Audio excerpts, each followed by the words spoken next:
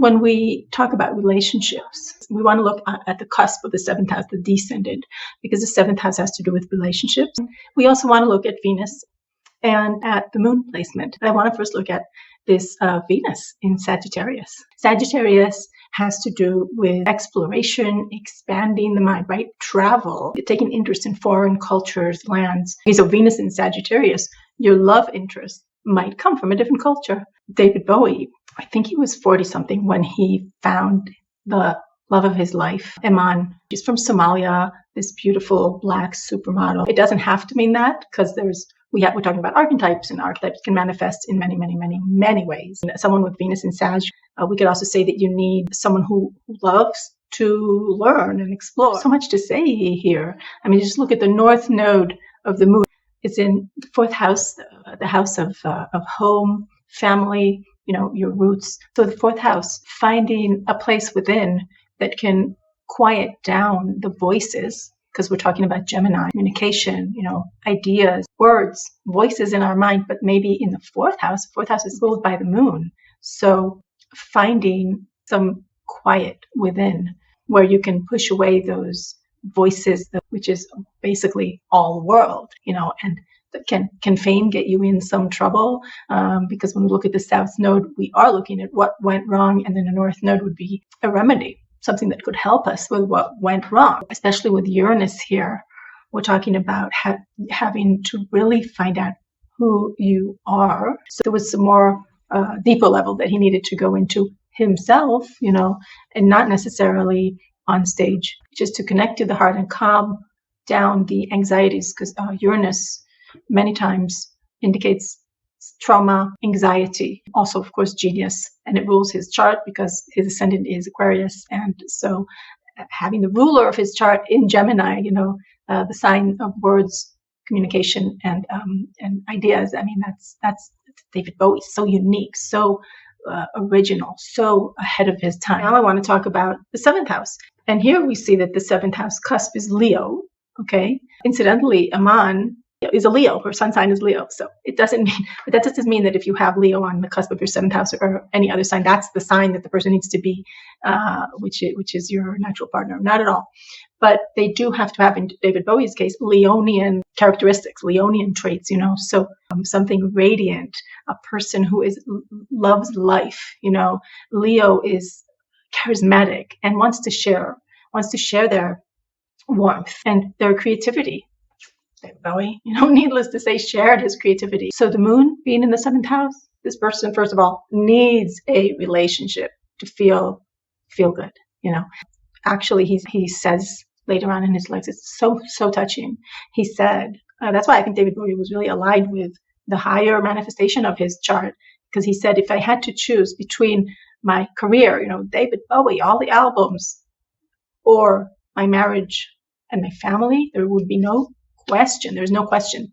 My marriage to Iman is my biggest achievement in life. I mean, that's crazy, if you think about it, but it's wonderful also because of that north node in the fourth house, ruled by the moon in the seventh house of relationship. And when he says the word achievement, I love that because his sun sign is Capricorn. Capricorn is an achiever, and it's very much, Capricorn is about commitment and doing great work. And here he claims, my great work in life is my marriage to Aman, fourth house, north. No, I know I'm kind of repeating myself, but I really think it's very powerful. So I talked about the seventh house as indicating what we need to develop in ourselves in order to attract the right person or the right people, even if we want to have good relationships. So what did David Bowie need to develop and need to exhibit and be aware of is 3 planets, archetypes, the moon, Saturn, and Pluto. And of course, you need a person who is also going to exhibit the archetypes of those signs. And this is, wow, some heavy duty energy. David Bowie did say in one of the interviews, he says, I couldn't have met Aman if I didn't go through a deep change in myself. So here we see Pluto. Pluto is about deep transformation. It's about going into your inner hell, you could say, because Pluto isn't fun, facing your dark side. But definitely if you look at your shadow, if you look at your fears and your maybe depression, whatever, if you deal with it, you are going to transform, hopefully, and be more connected to yourself, to your moon, right? And then the Saturn here means, first of all, Saturn is about long-term forging through, sticking to it, whatever it is, and it's also the ruler of his sun.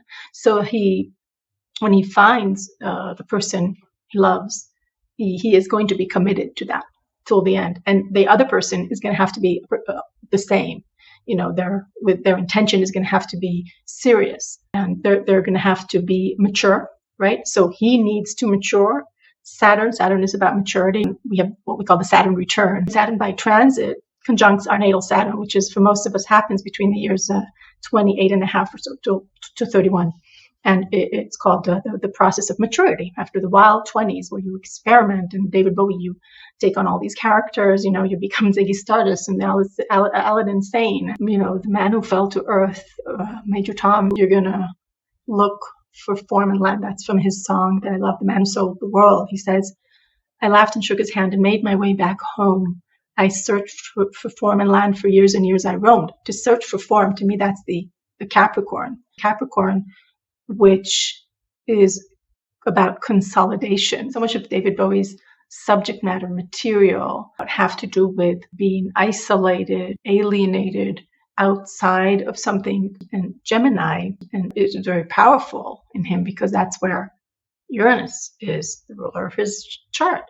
Gemini, you can really want to experience so much that maybe you feel too scattered, right? There's so many possibilities, so many characters that you can take on, but who are you and what are your boundaries? And then you want to look at the ruler of that descendant, which is Leo. So the sun, and where's David Bowie's sun? In the 12th house, in Capricorn. So again, Capricorn leads us back to Saturn, right? And it's responsible. Capricorn is the wise elder, so it does make sense that he is going to find his love, the right partner, maybe later on in his life. And I think also because of the South Node being in the 10th house, with Venus there, conjunct the MC, David Bowie was so attractive, so charismatic, but quieting down those distractions, those temptations, which can be nice and fun and flattering, but not really fulfilling emotionally. When you have the North Node in the 4th house, you partner for life, you mate for life. One of you is going to go to the other one's funeral because it's for life. And that's what happened with David Bowie. Okay, thanks for watching. Please subscribe, leave your comments below, and I'll see you next time.